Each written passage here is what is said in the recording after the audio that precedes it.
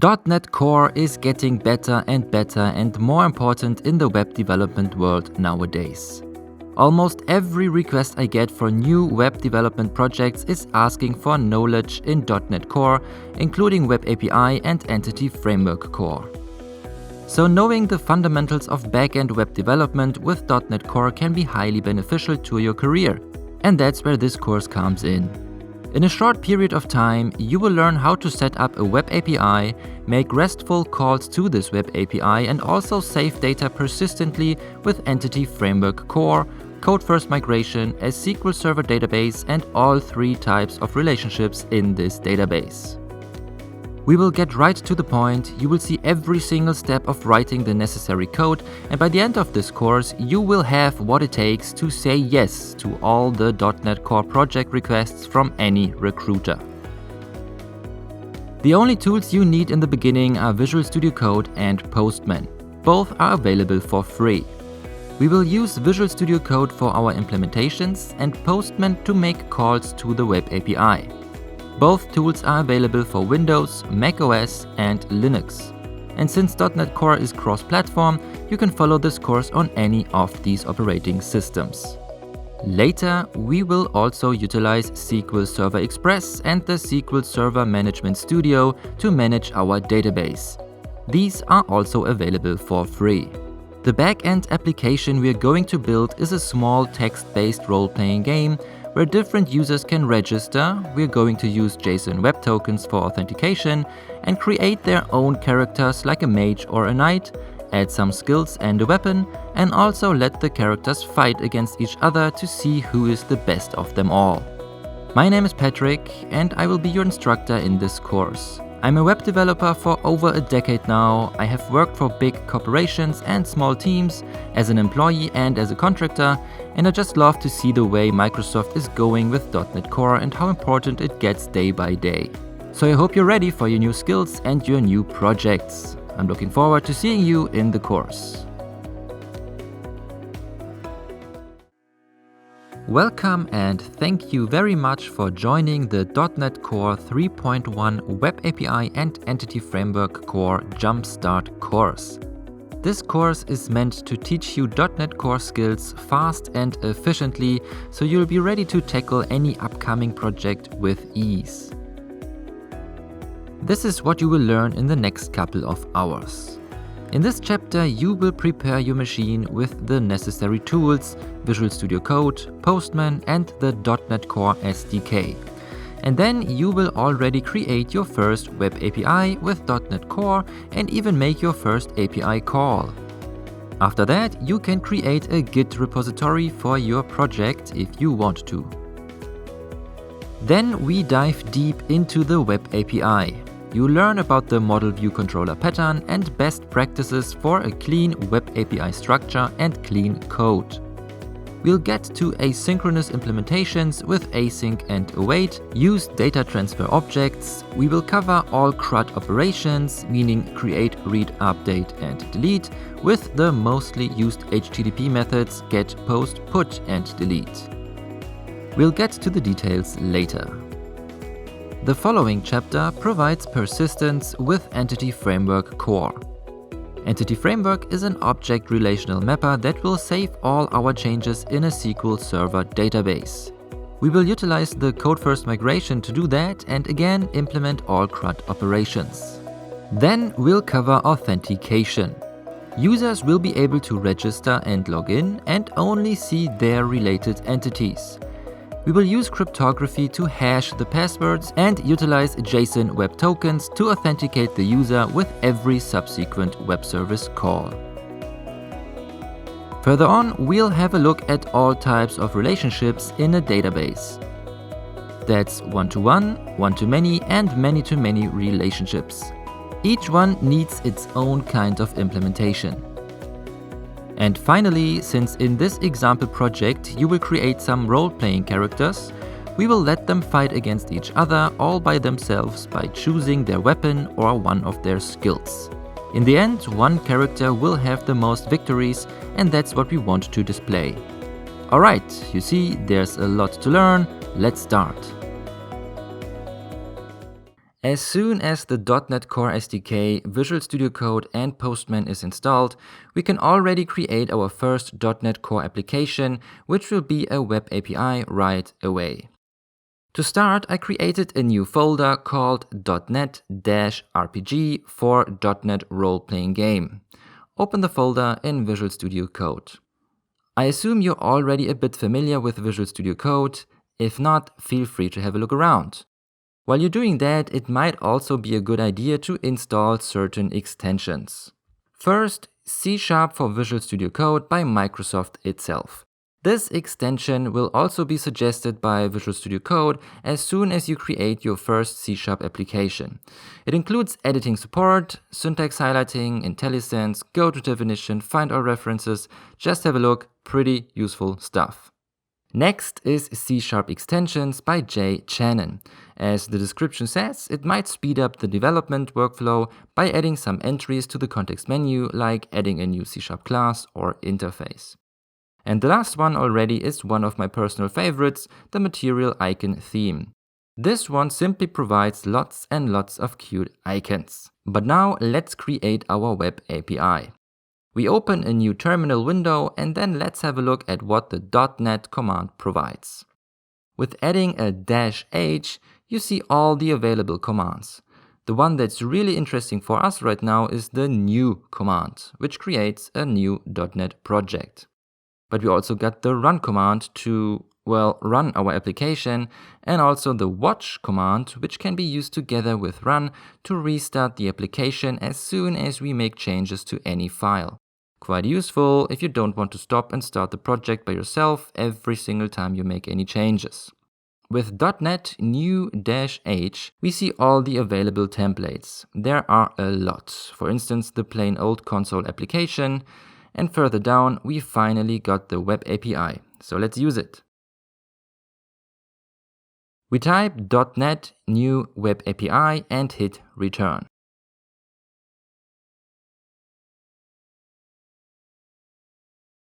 Now we see some files that have been generated for us in the Explorer. Let's go through them real quick. At the bottom, we see the weather forecast class. This is just part of the default web API project. We don't really need it, but let's use this example in a minute. In the meantime, we get a little pop-up telling us that we should add some files. Of course, we want to add them. You should see now that we got the .vscode folder with the launch.json and the tasks.json file. Both are configuration files used for debugging, source code formatters, bundlers, and so on, but not very interesting for us at this moment. So let's have a look at the startup class. Here we find the configure services and the configure method. The configure services configures the app's services, so a reusable component that provides app functionality. We will register services in the future in this method so they can be consumed in our web service via dependency injection, for instance. Please don't mind all these buzzwords right now. The configure method creates the app's request processing pipeline, meaning the method is used to specify how the app responds to HTTP requests. As you can see, we are using HTTP redirection, routing, and so on. With all these use extension methods, we are adding middleware components to the request pipeline. For instance, use HTTP redirection adds middleware for redirecting HTTP requests to HTTPS. To make things a bit easier for us in the beginning, let's remove the use HTTP redirection line, or at least comment it out. The startup class is specified when the app's host is built. You see that in the program class in the createHostBuilder method. Here, the startup class is specified by calling the useStartup method. In the CS project file, we see the SDK, the target framework, in our case .NET Core 3.1, and the root namespace. Later on, we will find additional packages like Entity Framework Core in this file. Regarding the app settings JSON files, we only need to know that we can add and modify some configurations here. More interesting right now is the launch settings JSON, where the current environment is configured and also the application URL. With this URL, we will find our running web service. As you can see, it'll be HTTP localhost 5000. The object and bin folders can be ignored for now. We find temporary object and final binary files here. Very interesting and often used throughout this course is the controllers folder. The first controller you see here is the generated weather forecast demo controller. We'll get to the details of controllers later. For now, it's only important to know that we can already call the get method here. In the terminal, we enter .NET run.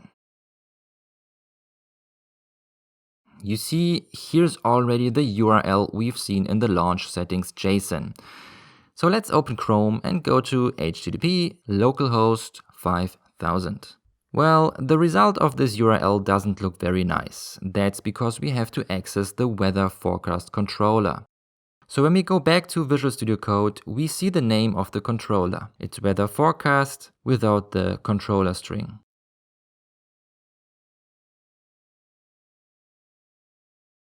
We also see the routing attribute, route controller, to define how to access this controller. We'll discuss how routes work in a future lecture. So we just copy the name weather forecast, go back to Chrome and enter the correct route, and finally we get the results. We can also see the results in the console.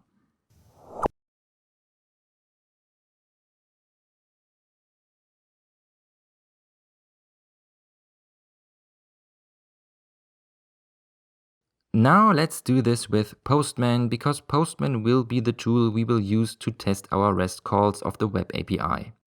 If you haven't already, make yourself a bit familiar with Postman. The essential part is in the middle. We can choose the HTTP request method, in this particular case it is get, and then enter the URL and hit send.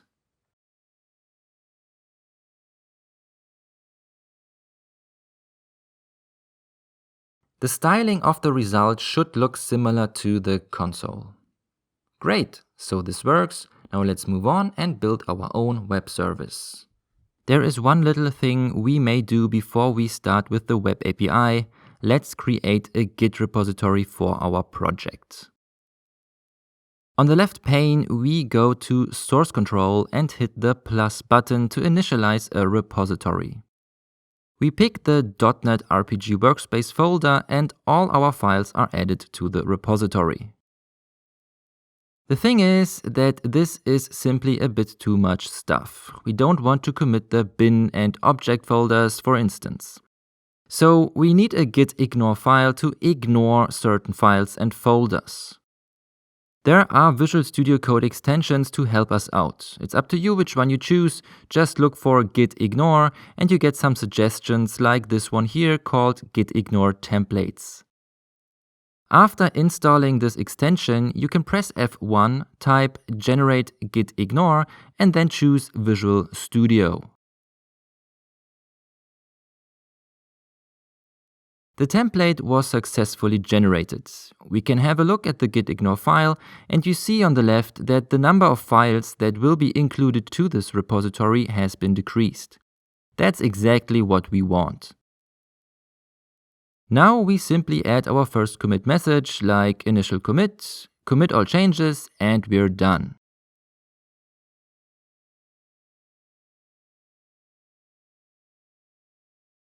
From now on, you can choose to commit your code whenever you want to get a clean history of your changes. I will do that too. So far, you learned how to create a web API project in .NET Core from scratch and how to make your first API call with Postman. In the upcoming lectures, we will create a new controller and models for our RPG, role-playing game, characters. Additionally, we will turn our synchronous calls into asynchronous calls, make use of data transfer objects, and change the structure of our web API so that it meets best practices. But first, let's have a look at the Model View Controller or MVC design pattern, which is the foundation of all this. Model View Controller, or short MVC, is a software design pattern which divides the related program logic into three interconnected elements. Let me explain what every single one of these three elements stand for and how they collaborate. We start with the model. You could also say the data. A character in our role-playing game is a model, for instance. It can have an ID, a name, hit points, attributes, skills, and so on. You as the developer know the code of your model, but the user won't see your code. That's where the view comes in. The user probably wants to see a representation of the character in HTML, plain text, or amazing 3D graphics, depending on your game. In other words, the view is the user interface, or UI. To sum these two up, the model updates the view and the user sees the view. If the model changes, let's say our character gets another skill or its hit points decreased, the view will change too. That's why the model always updates the view. Now what's up with the controller? The controller does the actual work. There you will find most of your code because it manipulates your data or model. In our case, it's the web API that will create, update, and delete your data. Since we won't have a view except the results of our calls in Postman, we are going to build our application in the following order. First the model and then the controller. And we will always jump back and forth between those two. With the help of the view though, the user is able to manipulate the data, hence properties of the RPG character with buttons, text fields, and so on. In a browser game that might be JavaScript code in essence, maybe with the help of frameworks like Angular, React, or Vue.js. This JavaScript code in turn uses the controller to actually do the manipulation and save these changes persistently in the database. The manipulated model will update the view, which is then again seen by the user, and the circle starts all over again. Well, that sums up the MVC pattern. Now we're going to build our first model. The first things we need are new models. We need a model for the RPG character itself and also a model for the type of RPG character. This means a character class like Barbarian, Monk, Necromancer, and so on. First, we create a models folder. For the character model, we will create a new class in this models folder. If you have the C# extensions installed, you can add a new C# class with a right click, otherwise you just create a new file. So right click the models folder, then click new C# class and call this class character. Now let's add some properties. So let's add an ID, which is an integer, then a name, which is a string, and maybe call the character Frodo by default. Then we can add hit points, which is an integer, strength,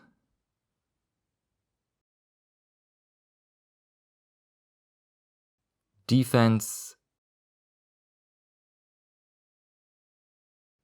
and maybe also intelligence. Okay. We will also add an RPG class property. That means the type of the character, but first we have to create a new enum for that. So let's add a new C# class called RPG class and then replace class with enum. Feel free to add any kind of role-playing class you want to add here. In this example, I use Knight, Mage, and Cleric. The most basic characters you would need, I guess. Some melee action, some magic, and of course, never forget the healer. Now, when we have the RPG class enum ready, we can finally add it to the character model. I set the default to the Knight, but again, that's totally up to you. Alright, the first models are ready. Let's add a new controller now and make a get call to receive our first role-playing game character. To add a new controller, we create a new C# class in the controllers folder. Let's call this class character controller. Before we can start actually implementing any logic, we have to make this thing a proper controller. To do that, we first derive from controller base. This is a base class for an MVC controller without view support. Since we're building an API here, we don't need view support. If, however, we would want to add support for views, we could derive from controller. But in our case, you just make sure to add controller base. After that, we have to add some attributes. The first one is the API controller attribute. This attribute indicates that a type, and also all derived types, is used to serve HTTP API responses. Additionally, when we add this attribute to the controller, it enables several API-specific features like attribute routing and automatic HTTP 400 responses if something is wrong with the model. We'll get to the details when we actually make use of these features. Regarding attribute routing, that's already the next thing we have to add. Below the API controller attribute, we add the route attribute. That's how we are able to find this specific controller when we want to make a web service call. The string we add to the route attribute is controller in brackets. This means that this controller can be accessed by its name, in our case, character. So that part of the name of the C# class that comes before controller. Don't forget to also add the using directive microsoft.aspnetcore.mvc on top of the file. Alright, let's get into the body of our C# class. The first thing I'd like to add is a static mock character that we can return to the client. For that, you also have to add the .NET RPG models using directive. So private static character, for instance, a knight, and this is a new character. And we add the using directive. Next, we finally implement the get method to receive our game character. So public, the return type is iActionResult, and get. And in the body, we just return OK and then the knight. So we return an iActionResult because this enables us to send specific HTTP status codes back to the client together with the actual data that was requested. In this method with OK knight, we send the status code 200 OK and our mock character back. Other options would be a batch request 400 status code or a 404 not found if a requested character was not found. Alright, the code is implemented. Now let's test this with Postman. It's pretty straightforward. The HTTP method is get again. The URL is http localhost 5000/character and nothing else has to be configured. Hit send and there is our knight. Now pay attention to the attribute that was added to our get method. Exactly, there is none. When we compare this to the weather forecast controller, we could have added an HTTP get attribute, but it's not necessary in the character controller because the web API supports naming conventions, and if the name of the method starts with get, the API assumes that the used HTTP method is also get. Apart from that, we only have one get method in our controller so far, so the web service knows exactly what method is requested. However, in the next lecture, we'll have a deeper look at these attributes. Before we start with the new method, let's add another mock character to the controller by replacing the single character with a list of characters, because we will implement an additional method to return that list. So we remove the character and then we create a private static list of type character, which is called characters, and this is a new list of characters.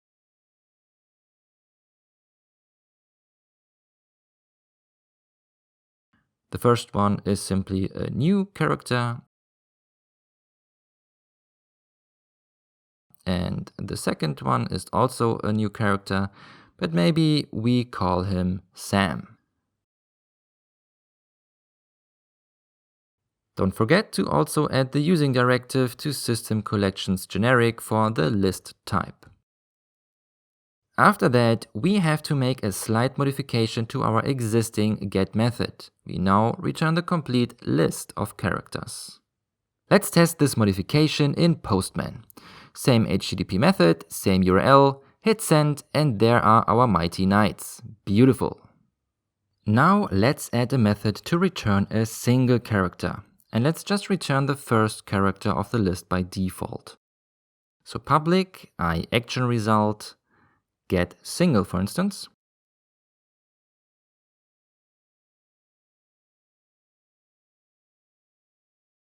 And then return OK, characters, and the first one.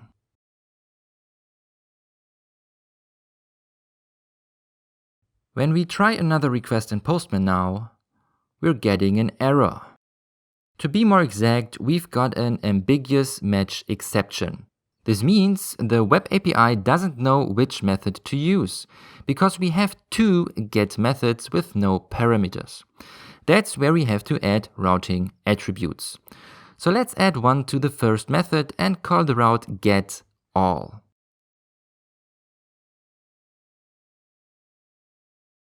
You see, with routes and then a string, we can decide how to get to a particular method. It's time to try this out in Postman again. When we use the same URL as before, meaning localhost 5000/character, we get the first character back. When we now add the string getAll after the name of the controller and the slash, we get all our knights back. Perfect. There's still one more thing we can add, and that's the HTTP request method. In fact, we can combine the route with the HTTP method. It's quite simple, just replace route with HTTP get. Leave the string and you're done. When we test this again in Postman, everything should work as expected. Now, since receiving the first RPG character of a list can get quite boring, let's add an argument to our request. To get a particular RPG character, we could send the ID of this certain character to the web service. First, we add the ID to the mock characters in the controller. The default value is 0, so we just add the ID with the value 1 to the second character. Now it's getting interesting. We add a new parameter to the getSingle method and use link to find the RPG character with the given ID in the list of all characters. We do that with first or default, followed by a lambda expression. This method now returns the first character where the ID of the character equals the given ID. To make this work, we also have to add the system link type. The last thing would be to add an attribute with the route, the HTTP request method, and the parameter. The parameter has to be added in curly braces. That's it. The parameter in the route has to match the parameter name in the function itself. Let's test that with Postman. The only thing we have to enter after the controller name is the ID, for example, 1. And there is Sam. Testing this with 0. Here's Frodo. This works just fine. Before we implement more methods in the controller, let's have a look at the various HTTP request methods we will cover in this course. The Hypertext Transfer Protocol, or in short HTTP, defines, as the MDN web docs put it, a set of request methods to indicate the desired action to be performed for a given resource. To this date, we can find 9 request methods in the documentation. The most common ones are get, post, put, and delete. Maybe also option and patch. These are the ones that are covered in this course because you almost always can do everything that needs to be done with only these 4. Let's go over them shortly. The get method requests a representation of the specified resource.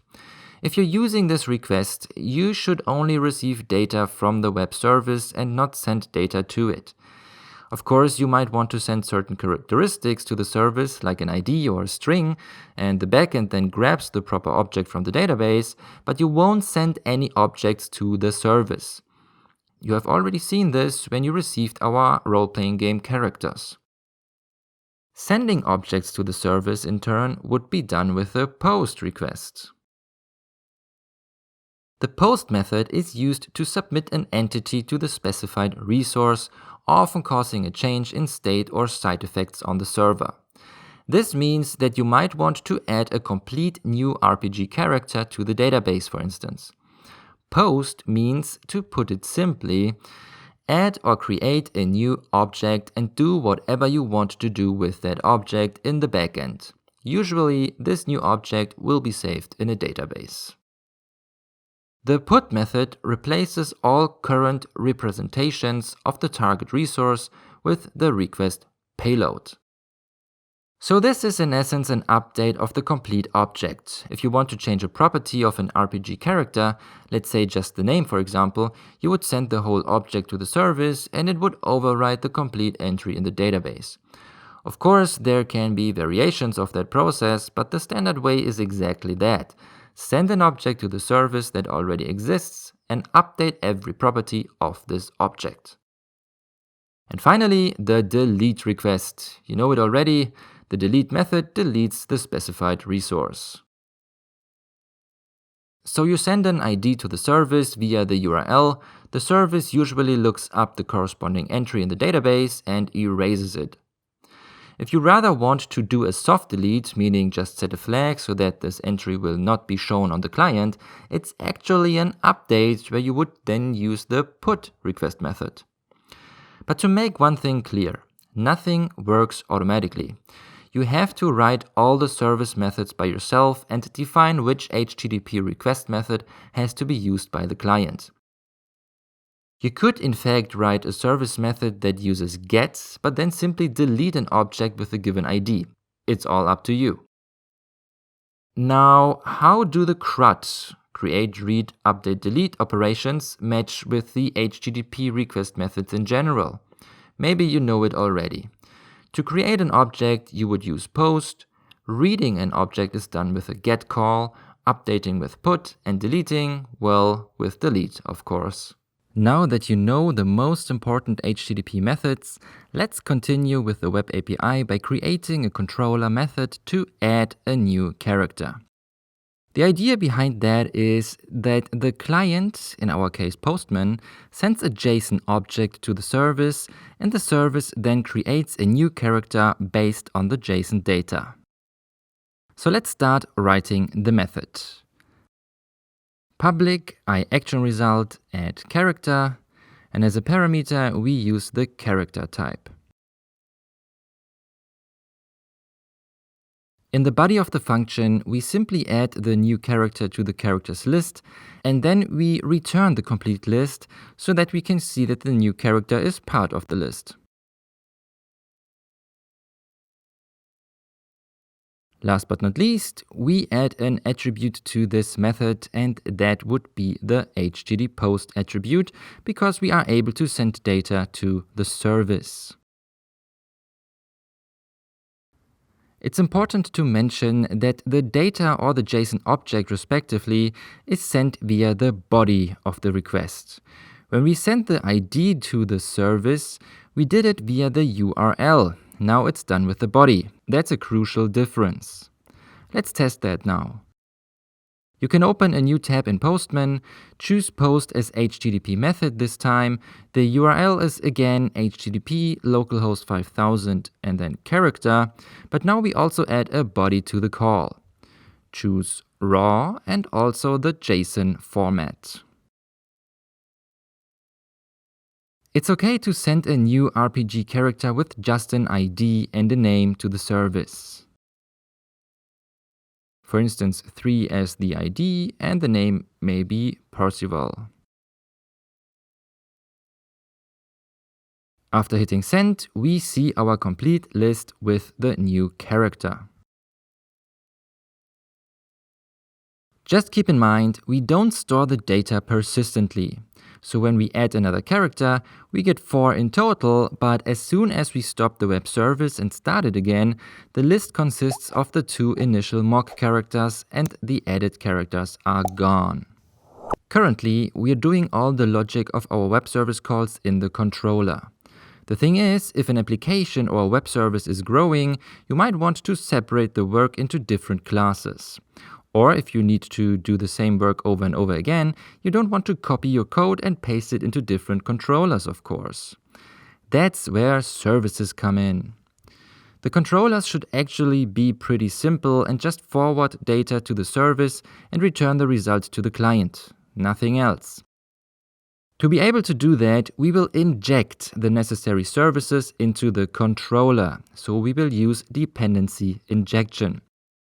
The great thing about dependency injection is that you're able to use the same service in several controllers, and if you want to change the actual implementation of a service, you just change one service class, and you don't have to touch every single controller where you're using this service.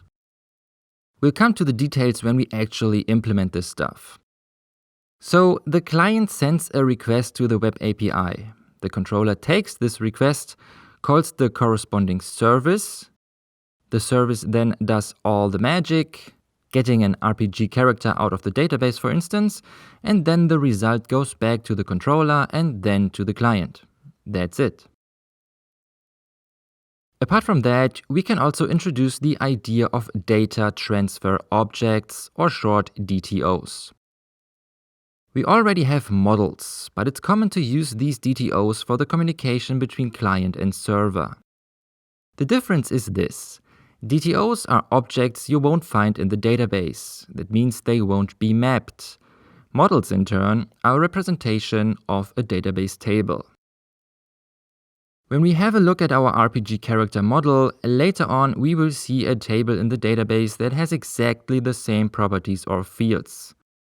Let's say we add the field date created or is deleted. That's information the user does not need to see. In this case, we want to save this information in the database, but don't want to send it back to the client. Here the DTO comes in. We grab the model and map information of the model to the DTO. There are libraries that do this for us, like AutoMapper, so we don't have to do this manually. Apart from that, we can also create DTOs that combine properties of several models. They simply give us more freedom in what we want to return to the client. And it's not only about returning data. You've already seen the example of creating a new character. In that case, we could use a DTO as well. So an object with certain information the client sends to the web service. The service then grabs these information and maps them to the actual model. We will use DTOs in future lectures so that everything should become clear. Alright, enough with the theory, let's build the structure in our project now. So let's implement a clean structure now. We start with creating new folders. The first one is the services folder, and in there we create the character service folder.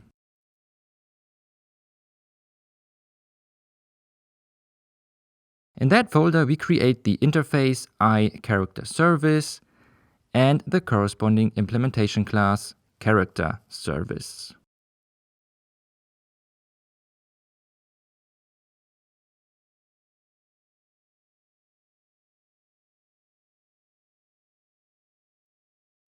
The interface gets 3 methods. In essence, the methods you already know from the character controller. We have list character get all characters,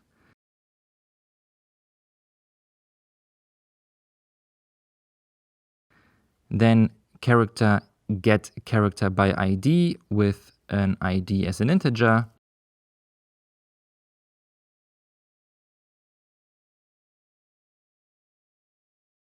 then list character add character with the new character as character.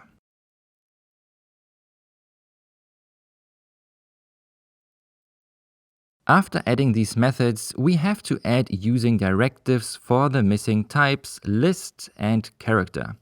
Instead of adding them manually, we can click the light bulb or press Ctrl and period and select the proper using directive there. As soon as the using directives are ready, we can add the iCharacterService interface to the character service class. You should see an error now that says that the interface methods are not implemented. Again, we can fix that real quick by clicking the yellow light bulb or pressing Ctrl and period on the keyboard and choose Implement Interface. This whole thing is called Quick Fix, by the way. As you can see, the methods have been generated for us, but we still have to implement the bodies and add the using directives again.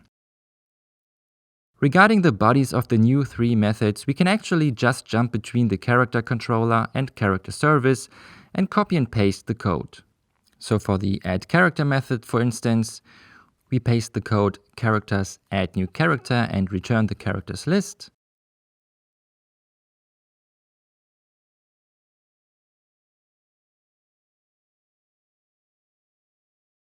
Regarding get all characters, we just return the characters list.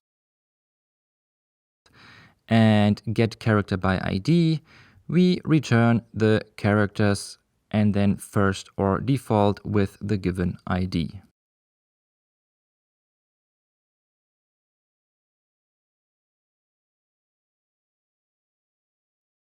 Additionally, we have to add the characters list to the class, of course. So let's copy this one as well.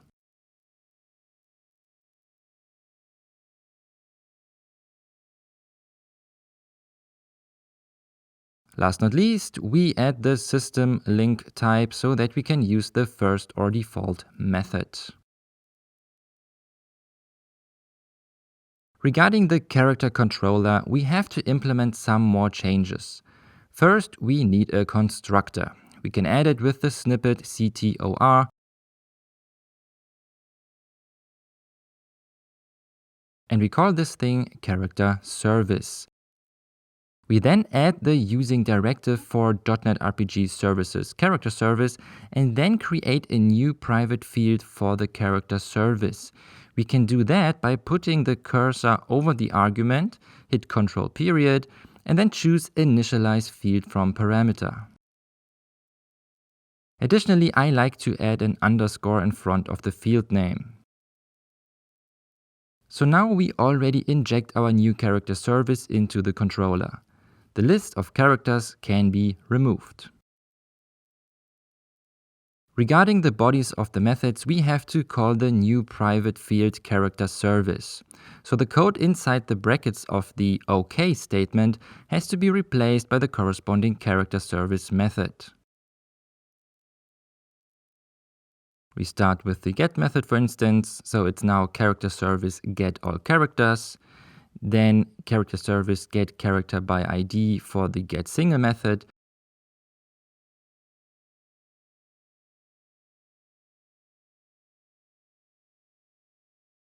And the last one, character service add character new character.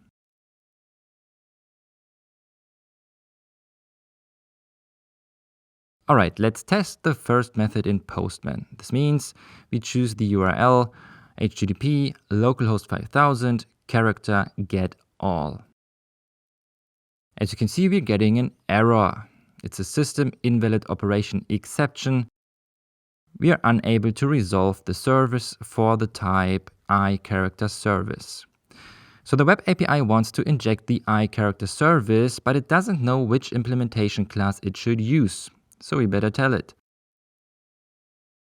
To do that, we open the startup CS and in the configure services method, we add the line services add scoped and then iCharacter service and then the implementation class character service.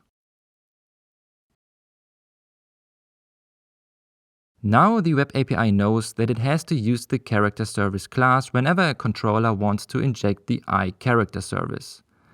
The beauty of that is that whenever we want to change that and use another implementation class, for instance, we just change this line and we're done. You don't have to change anything in the controllers injecting the iCharacter service. With add scoped, we create a new instance of the requested service for every request that comes in. There are also the methods add transient and add singleton. Add transient provides a new instance to every controller and to every service, even within the same request. And add singleton creates only one instance that is used for every request. We only need add scoped. When we test all the calls again in Postman, we don't get an error anymore. The get call, for example, returns Frodo and Sam as expected. What are asynchronous calls and why should you bother? Put simply, with a synchronous call, you would give a task to a thread, like fetching data from a database, and the thread waits for this task to be finished and wouldn't do anything else until the task is done.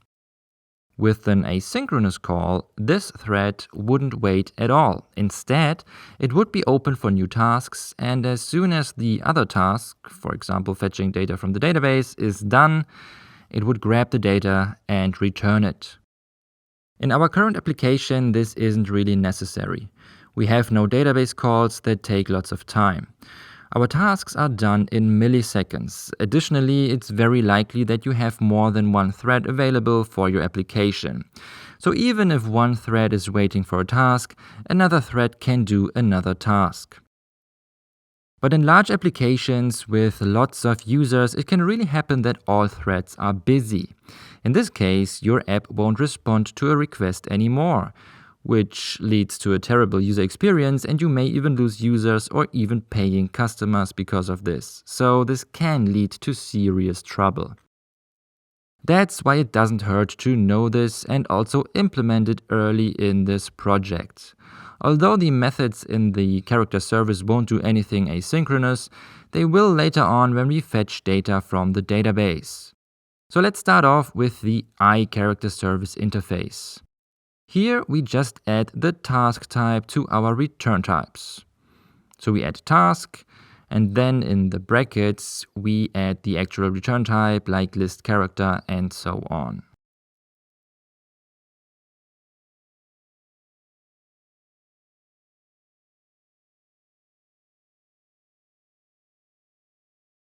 Of course, we also add the using directive for system threading tasks. After that, we switch to the character service class and also add the task return type and the using directives.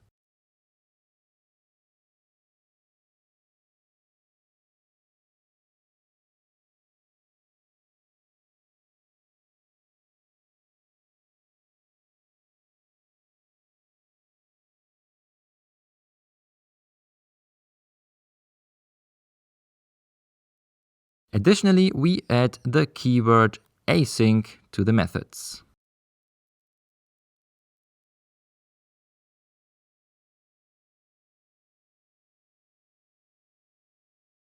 Now we've got asynchronous methods. Don't mind the warnings for now, the code will still be executed synchronously. But when we add Entity Framework with database queries later on, we'll have asynchronous calls. Last but not least is the character controller. Again, we add the task type with the corresponding using directive and the async keyword to every method.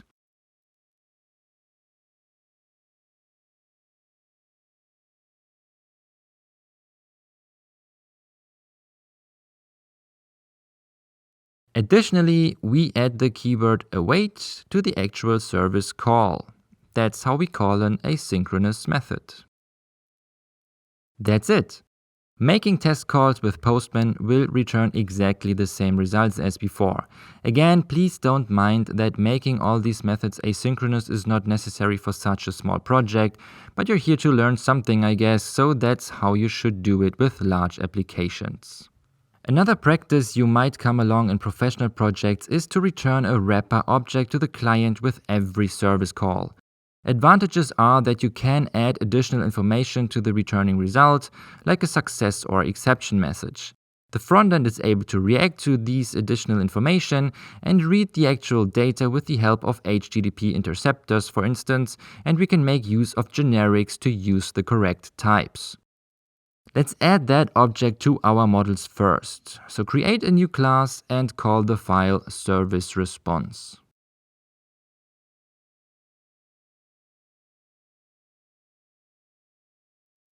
The actual class name would be service response and then T in brackets, where T is the actual type of the data we want to send back.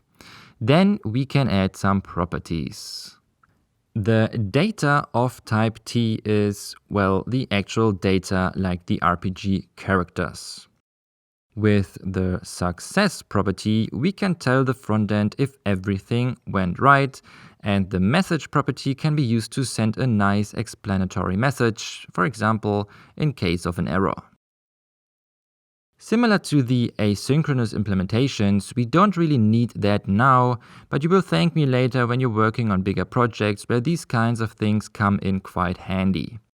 For instance, when you catch exceptions in a try-catch block, a service response like this might help you.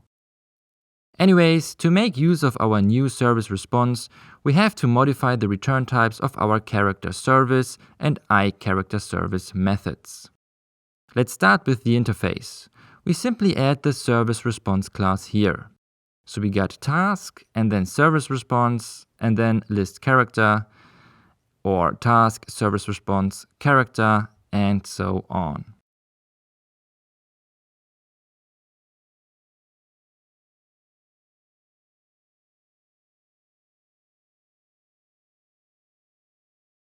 After that, we do exactly the same in the character service class.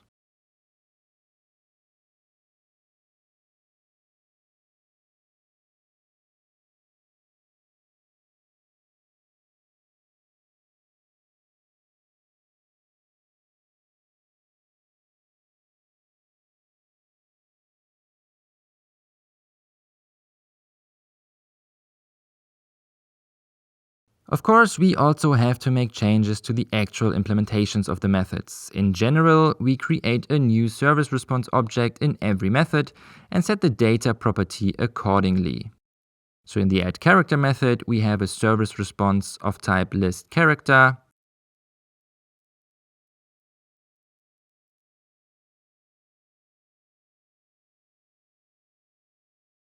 And we set the service response data to the characters and return the service response.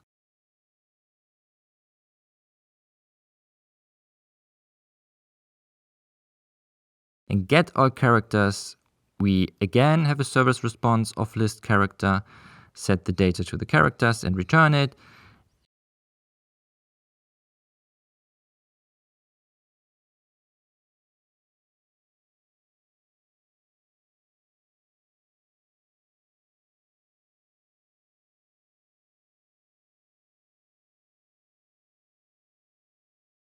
And in the get character by ID method, we have a service response of type character and set the data to the character with the given ID.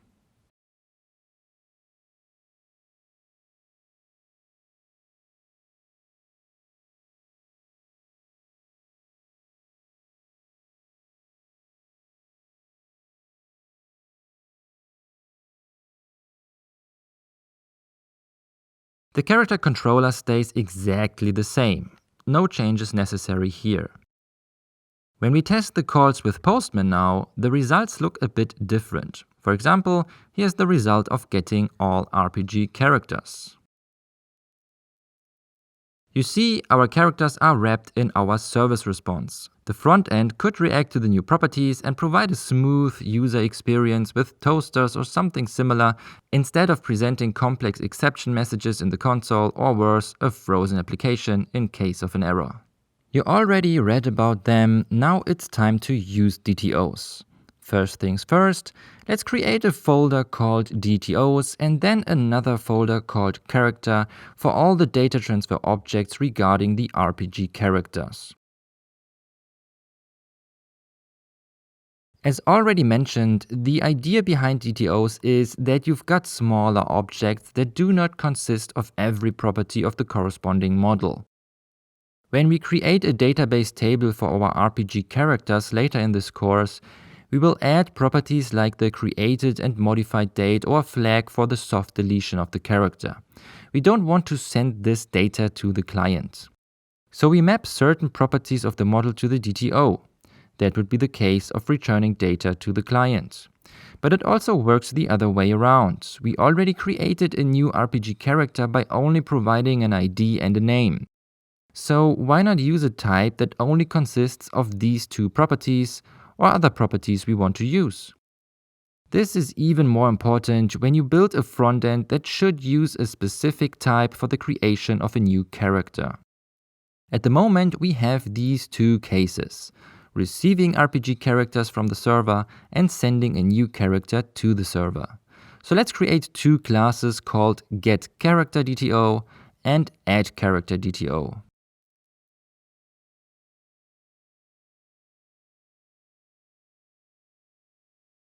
Regarding the getCharacterDTO, it should look exactly the same as the character model for now. I know it does not seem to make sense, but I don't want you to be overwhelmed by implementing anything Entity Framework related at the same time. Adding the DTOs is a good preparation. So actually, we can copy and paste all the properties.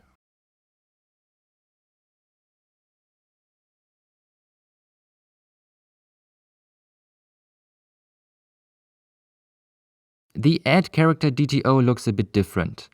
Let's say we want to send every property but the ID to the service. So we can copy the properties of the model again, but remove the ID. Now that we have our DTOs ready, we can use them in our controller and service methods. We start with the iCharacterService interface. Instead of the character type, we now return getCharacterDTO.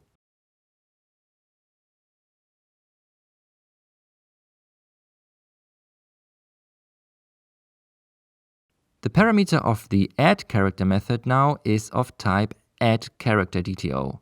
We also have to add the corresponding using directive.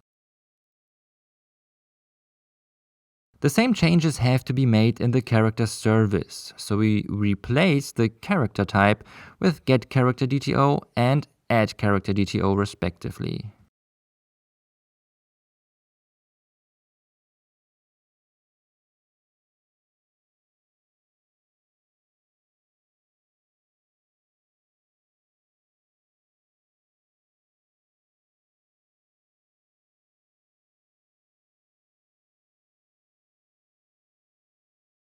As you can see, Visual Studio Code is not happy with that change. The types do not really match. And that's where we have to map the DTOs with the model. It's time for AutoMapper. But before we jump to AutoMapper, we also have to fix one small thing in the character controller. We changed the parameter type of the addCharacter method to addCharacterDTO.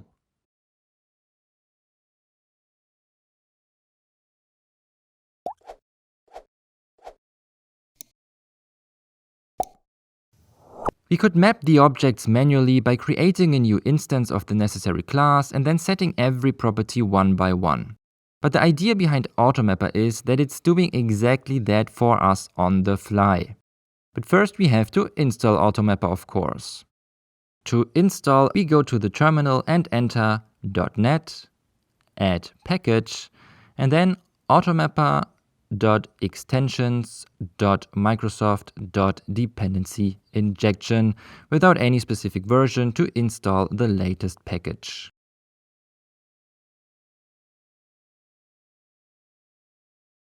When the installation is done, you'll see a new entry in our project file.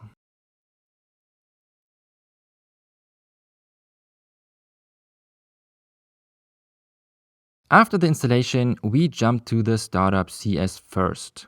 In the configure services method, we register AutoMapper with services add AutoMapper type of startup.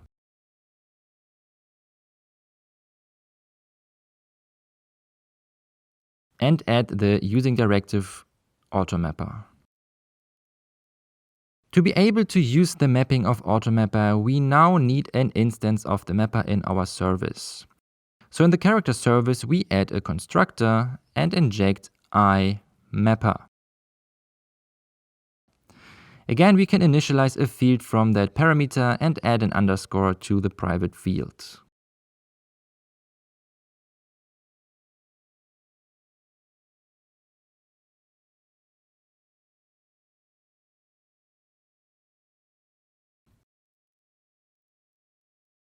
Now we can use the mapper to set the correct types to the data property of our service response.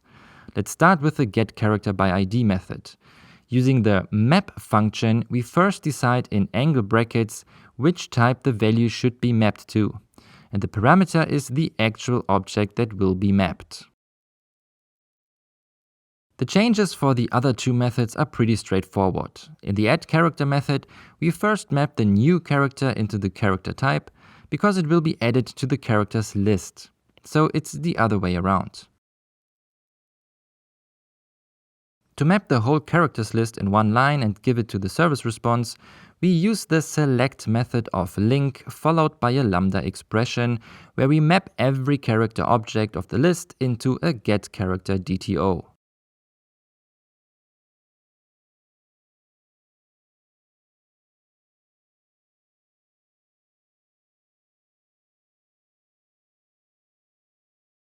And finally, in the getAllCharacters method, we map every single RPG character of the characters list with select again, similar to the addCharacter method.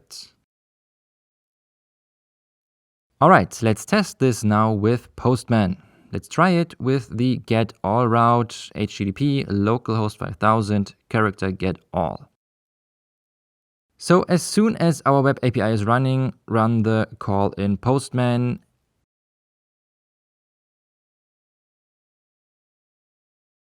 And we're getting an error. We get an AutoMapper mapping exception, missing type map configuration or unsupported mapping. So AutoMapper does not know how to map character into getCharacter DTO. You might ask yourself, it's called AutoMapper, so why isn't this working automatically? Well, we have to configure one more thing, but then I promise AutoMapper is working fine. We have to create maps for the mappings, and this is organized in profiles. You could create a profile for every mapping, but let's spare the hassle and just create one class for all profiles for now. At root level, we can create a new C# class and call it AutoMapper Profile. This class derives from profile. Make sure to add the AutoMapper using directive. Regarding the implementation, we need a constructor with no parameter and then create a map for the necessary mapping.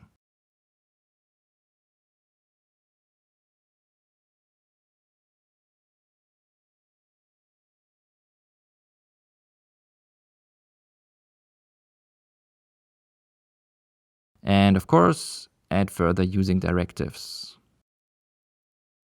Alright, let's run our test in Postman again. Now everything works as expected. The same for returning a single RPG character. But what about adding a new character? We have to create another map. Let's do that. This time we map the addCharacter DTO to character.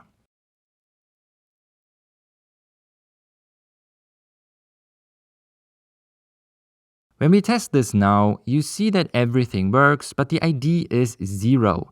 That's because the addCharacter DTO does not provide an ID. That's exactly what we wanted.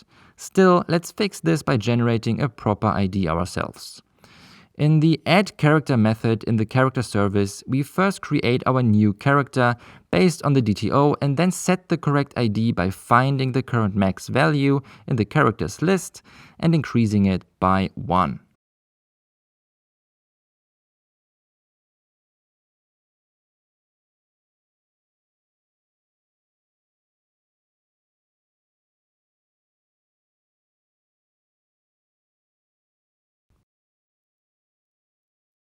Now, without even sending an ID, Percival gets the correct one. Later, when we use Entity Framework Core, it will generate the proper ID by itself. Alright, we are done here. I know it was a lot and maybe way too much implementation for such a small project, but in large real-world applications, that's how it's done.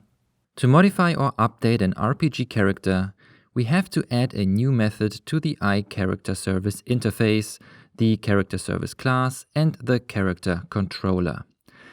Let's start with the interface and add the method updateCharacter. The return type is a getCharacter DTO so that we can see the changes directly, and the parameter is a new DTO, updateCharacter DTO.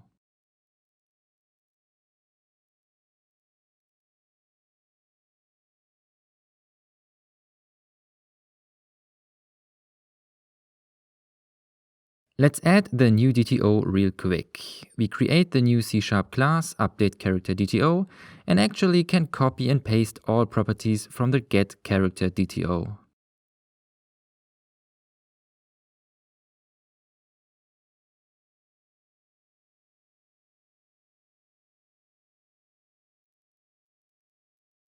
Now we can implement the method in the character service.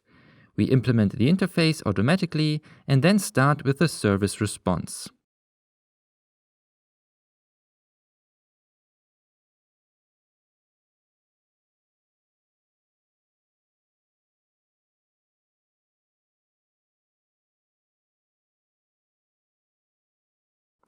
Then we try to find the RPG character with the given ID of the updated character in the characters list.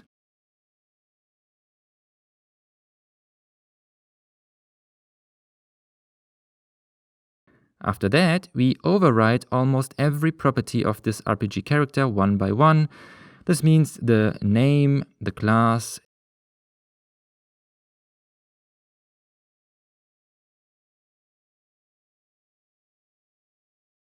defense,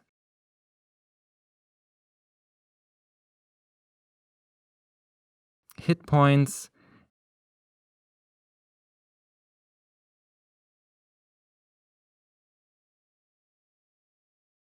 intelligence,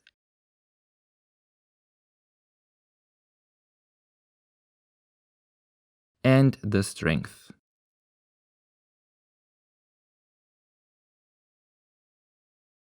And finally, we map the character to the getCharacter DTO and return the service response.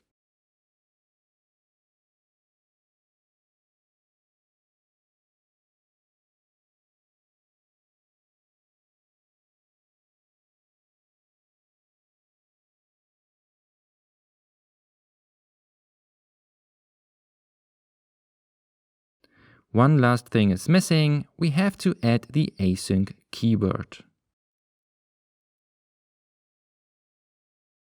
Okay, off to the character controller.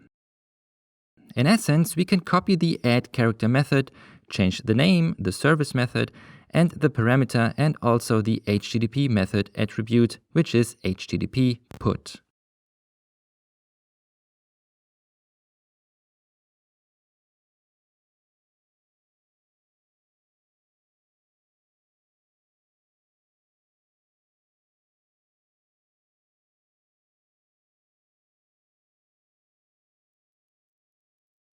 It's time to test that in Postman. First, let's get all RPG characters in one tab for reference. In another tab, we can do the update call. The HTTP method is put, the URL is http localhost 5000 character, and in the body we have to enter an ID and then the properties we want to change. Maybe give the character a different name, more hit points, and also turn the character into a mage. Hit send, and there's the updated character. Keep in mind that every single property has been updated. This means that the strength, defense, and so on will be overridden even though we did not send a value for these properties with the body. If you would run another update and leave the RPG class, Percival would be a knight again, because that's the default value. So you have to pay attention to how you design your front end in this case. Do you want to update single properties or all at once by receiving the current values of the character and save them back, even though they did not change? Alright, that was just a side note. Now, what about the whole character list?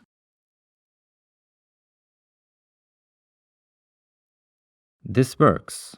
Perfect. Now let's try to update a character that doesn't exist. Just change the ID to 2 and see what happens. We're getting a null reference exception. We have two options now. Either we catch that exception with a try-catch block, or we just check if we find a character in the characters list. Or we do both. Let's start with the try-catch block.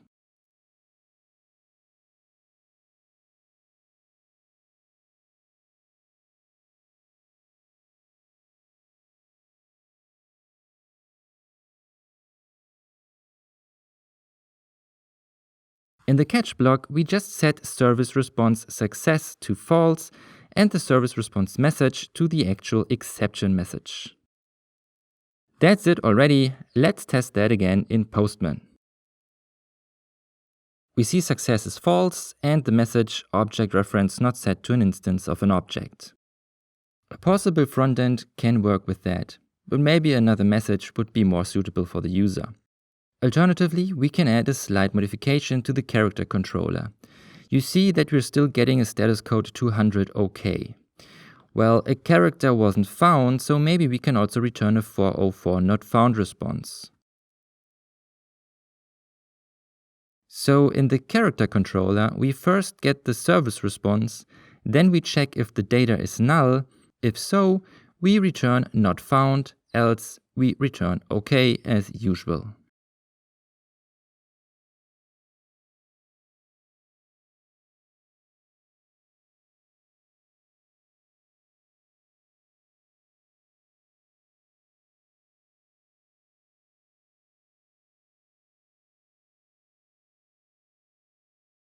When we test that now in Postman, we're still getting the whole response back, but the status code is 404 not found.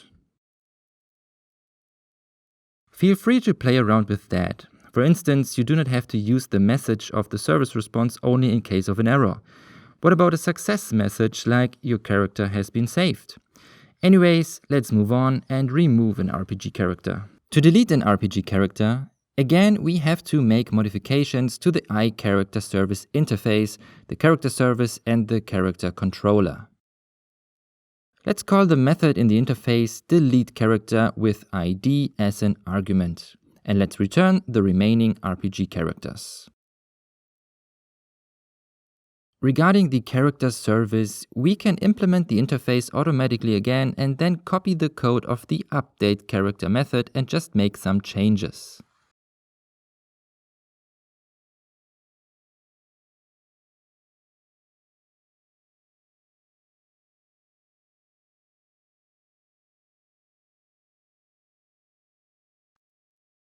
First, we add the async keyword. Then we fix the service response because we return a list of characters.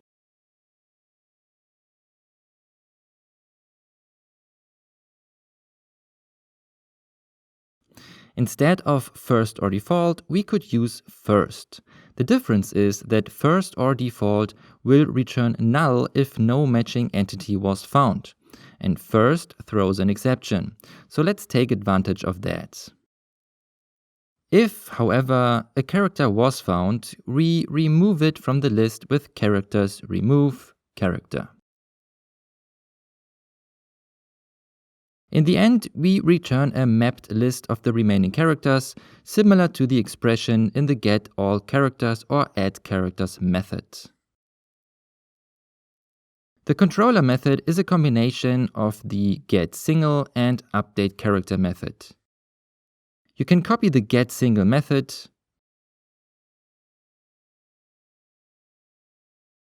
first, change the method name to delete, and also use the attribute HTTP delete. The body is almost the same as the body of the updateCharacter method.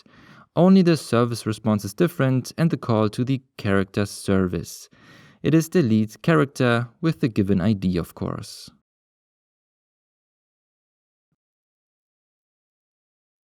Let's test that. The HTTP request method is delete. The URL is http localhost 5000 character and then 1 to remove the character with ID 1. Perfect. This works just fine. Our web API with all CRUD operations is done. It's time to save the data in a database with Entity Framework Core and SQL Server. Now, if you made it this far, you are definitely ready for the complete .NET Core Jumpstart course.